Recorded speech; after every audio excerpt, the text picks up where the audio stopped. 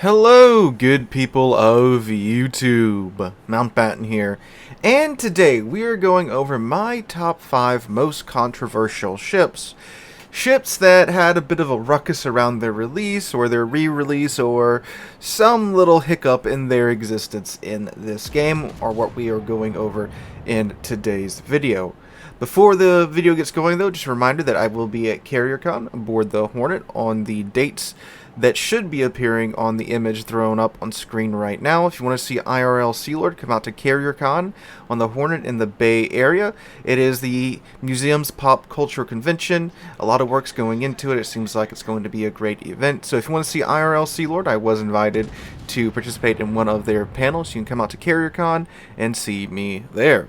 Alright, into the list now. Reminder that this is 125% my opinion, although I think the 5 ships we got today, everyone will pretty much universally agree on that these ships did cause a bit of a ruckus in the game. So let's go ahead and get going with number 5, and that is the one, the only, the Graf Zeppelin. Now, the Graf Zeppelin is one of my personal favorite carriers and also one of the worst carriers in the game. Why is it one of your favorite carriers if it's one of the worst carriers in the game, Sealord? Well, you see, this is the carrier that is in fact not a carrier. This is in fact a cruiser with 3 flavors of spotting aircraft. Because the Graf Zeppelin has amazing secondaries. In real life, the Graf Zeppelin was designed as a convoy raider.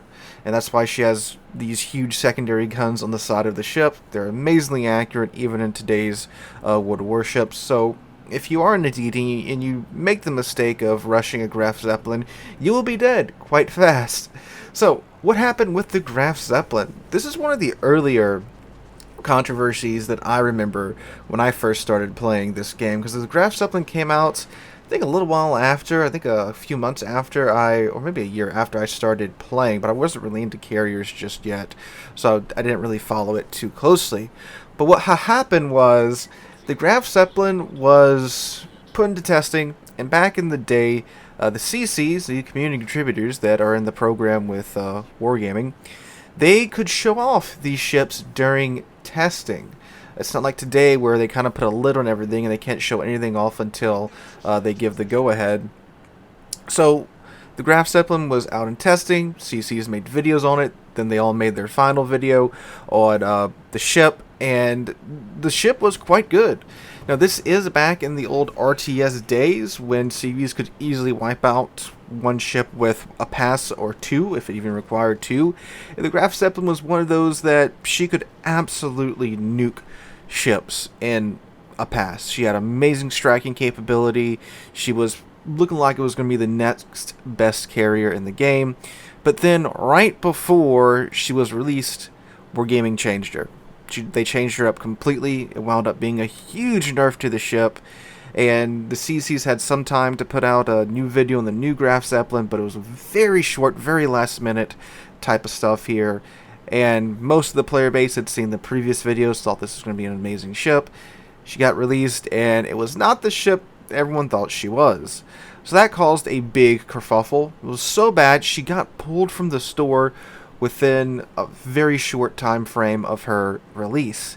Never to be seen or heard from again until the CV rework. Now keep in mind, this is RTS CVs to after the CV rework. This was several full patch cycles before the Graf Zeppelin returned.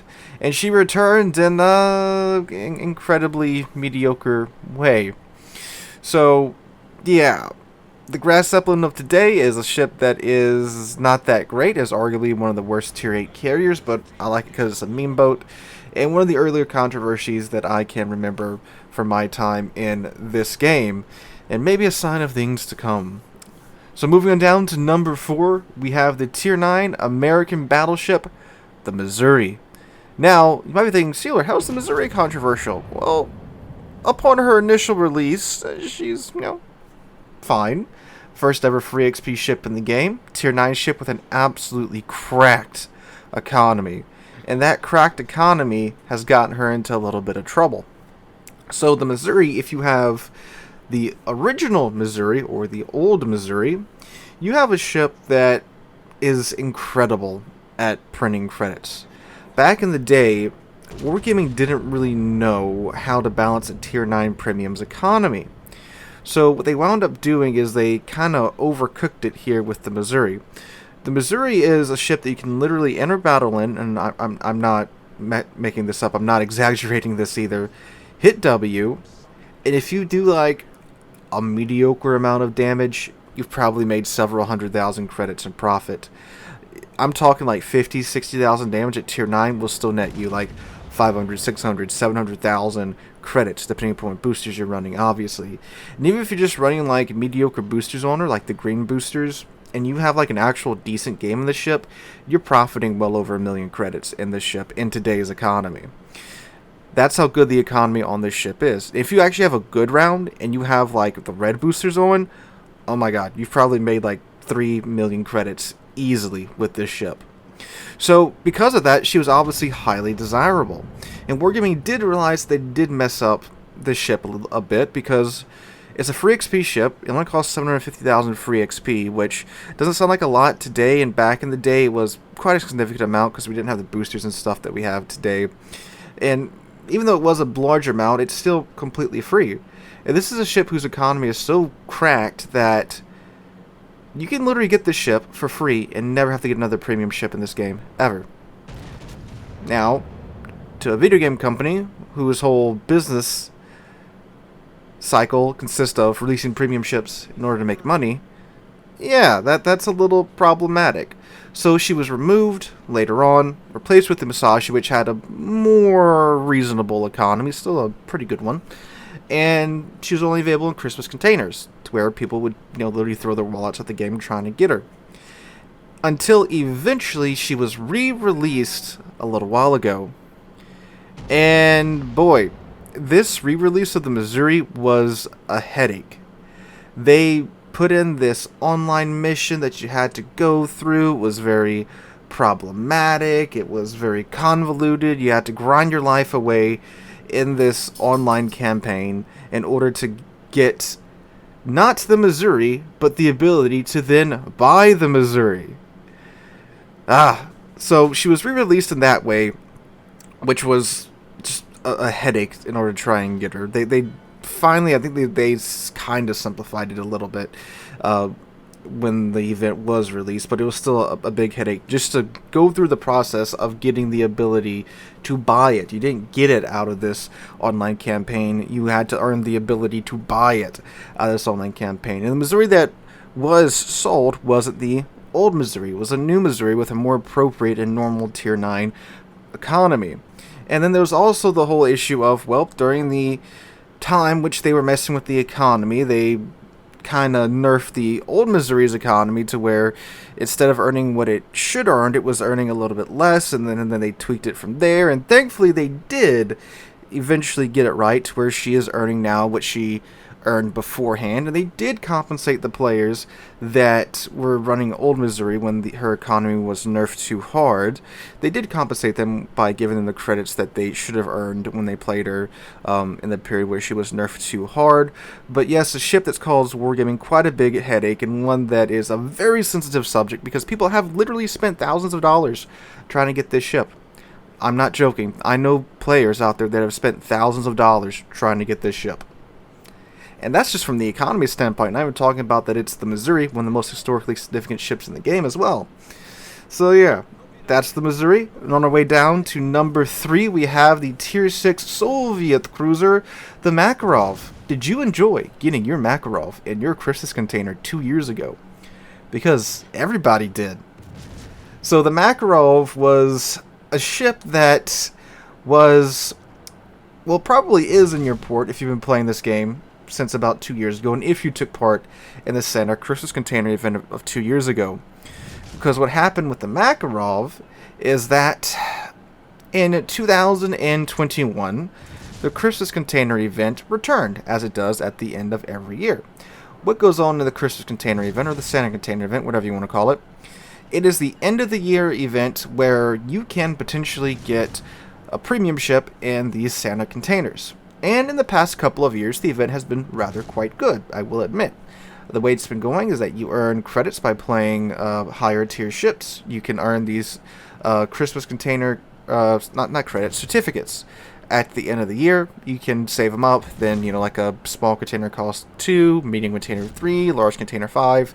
And in these containers are pretty much every premium ship ever released in the game, except for a couple. I think they removed the Julius Caesar. I think the Koenig Albert has been removed as well. And you have a chance of getting one of these rare ships at the end of the year. It is, in fact, the method that I was just talking about players using to get the Missouri by literally buying hundreds of these things to try and get the Missouri out of them. Now, what happened in 2021 is that Wargaming, in their Santa Container article, they omitted the fact that the way the containers work is that there is a short list of ships that the containers will pull from first before you can work your way into the larger list of premium ships.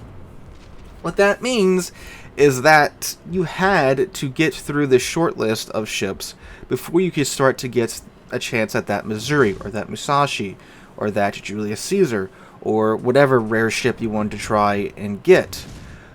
Which then meant a whole hell of a lot of players very suddenly in 2021 were getting Makarovs. Why? Because, well, no one really bought the ship because it's kind of a mediocre tier 6 premium, and out of the other shortlist ships, it was apparently the one that players just bought the least of. So the shortlist was something like, I think it was Makarov, California, and I think Tirpitz, and then there was I think 2 or 3 more.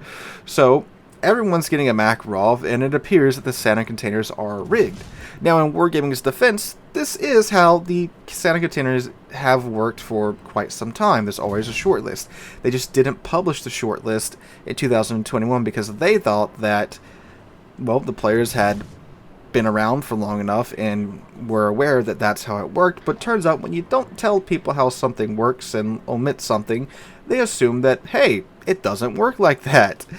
Now, to their credit, they did offer refunds for the Santa containers shortly after this happened, and then, in the past couple of years, they've been a lot more transparent with how the Santa containers do operate, and there are no more shortlists.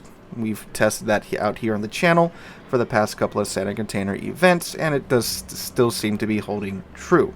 But everyone has their government-mandated Makarov now, thanks to that Santa container fiasco of 2 years ago. And then coming in at number 2 is one of the biggest mess makers ever, and that is the Puerto Rico. So, the Puerto Rico, the Tier 10 American large cruiser. This bad boy was the very beginning of the dockyard. Now, the dockyard today is quite a good event. The dockyard ships they usually range from meh to this is quite good recently. And the event is very clear, cut and dry. You work your way through the phases, you get some neat stuff, and we even usually get a mid dockyard premium ship that is actually kind of nice, like the Renown 44, one of the best ones in my opinion. However, it was not always like that. With the Puerto Rico, whoo boy, this was quite the mess for Wargaming. So, what happened with the Puerto Rico is that in her, again, the original dockyard, there were a lot of phases. Now, you could actually get the Puerto Rico completely for free if you grinded hard enough. She also came out around Christmas time, so when a lot of people had time off. And as Wargaming always does, they release a test client of the game before the next update. You can download the PT server, check out all the new features a little while before the update goes out. However, on the test server, everything is sped up because the devs don't want you, wasting time actually grinding on the test server. They want you playing, testing new features, new game modes, so forth and so on. So they speed up everything. Ships cost almost nothing on the test server. The events usually are sped up too. And this did apply to the Puerto Rico dockyard as well. Because on the test server, the dockyard missions looked challenging, but completely doable. However, once the Puerto Rico dockyard went live, the missions went from challenging but completely doable to absolutely insane. If you wanted to get the Puerto Rico completely for free, you were probably looking at grinding away pretty much your entire Christmas and New Year's vacation. Not spending time with your family, you're spending time with wargaming, grinding away your life to get this free Tier 10 premium ship. If you wanted it completely for free, you could outright buy it. I did to review it. It was very expensive. It's one of the most expensive videos I've ever made on this channel. But yeah, if you didn't want to spend around $400 for buying it outright, even grinding it halfway was a pretty tall task. Again, for considering there's the holidays, the time that most spend time with their families and such. Yeah. And Wargaming's response was a little tone deaf, shall we say, to a lot of the issues that the players were having. And if you want to go back, you can still find those videos on my channel when all this went down. And boy, if you think their public relations is bad today, oh man, you ain't seen nothing like the Puerto Rico dockyard event. Boy, let me tell you. Now, the Puerto Rico did founder, so our current dockyards can succeed. The dockyard events are, in my mind, one of the best ones in the game now, because the backlash from this was so hard. Wargaming went back, they changed it completely how it works. They published the combat missions in advance. Again, they've added in quite a few nice rewards, and they even redid the Puerto Rico dockyard in this new system so that we didn't have to grind our lives away over Christmas break in order to get it. And they even offered up those of us that did get the Puerto Rico the first time an opportunity to get another Tier 10 premium ship if we went through and got the Puerto Rico the first time, which is how I managed to get the Burgon. So in my mind, this was a major issue for Wargaming, but they handled it finally after all these years completely and fine and perfectly. Alright, going on down to number 1, we have the one and the only, the Yukon. A ship that I don't think needs much introduction because this is still, I think, relatively fresh in most players' minds. I still see it brought up in the comments all the time. But the Yukon, the ship that single-handedly destroyed the CC program.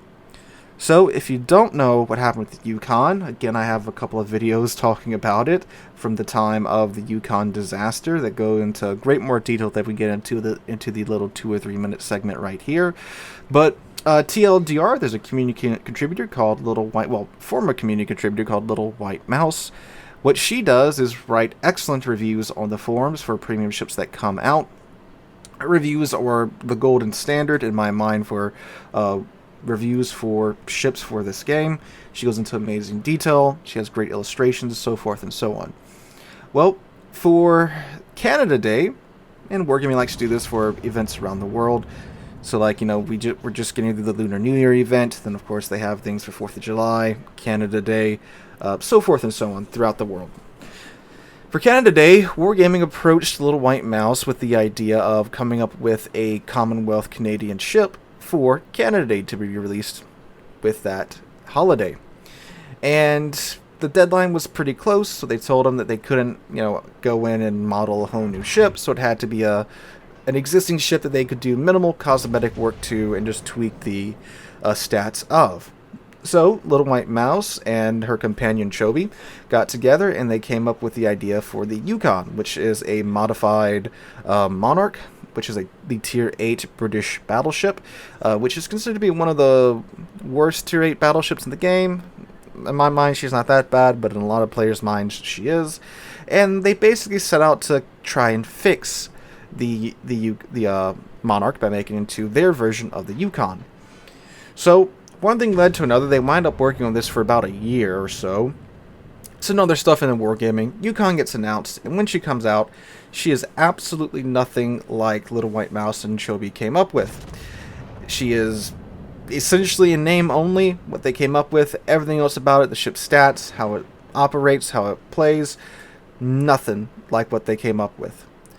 Turns out, according to Wargaming, there was a miscommunication, and they didn't want Chobi and Little White Mouse to outright design a premium ship. They just wanted to basically get some ideas off of them of what they would like to see in the game. So all that work that they did for about a year was for nothing. And it wasn't like it was just, them opening up a notepad document and jotting down some ideas. They outright came up with artwork, art for the ship, camo for the ship's crest, things like that. Things that take time to actually sit down and do.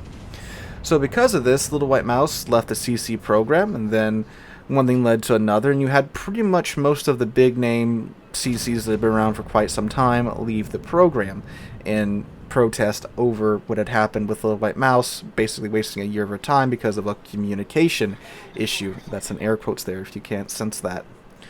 Now, one thing led to another. Wargaming apologized, but it's a little too late for them. They did, however, make some big changes to the communication. After this, we've got the roadmaps, streams, and videos. They're releasing a ton of dev blogs now. They've opened up communication a lot more, but it did take the destruction of the CC program for that to happen. So guys, that is my top 5 most controversial ships in the game. Let me know if what you guys think in the comments down below. What ships would you have added to the list? Which ones would you have removed? Are there any big ones that you think I've missed? I'm pretty sure I've covered off... I'm pretty sure I've gotten the 5 major ones in this list, but I'm sure there's probably 1 or 2 that might have slipped my mind. So again, let me know all that in the comments down below. If you enjoyed the video, make sure to drop a like, leave a comment, subscribe to the channel. One way to 50,000 subs, and I cannot thank you guys enough for that. Hope you all have a wonderful Monday, a wonderful rest of your week. Hope to catch you guys in the next one.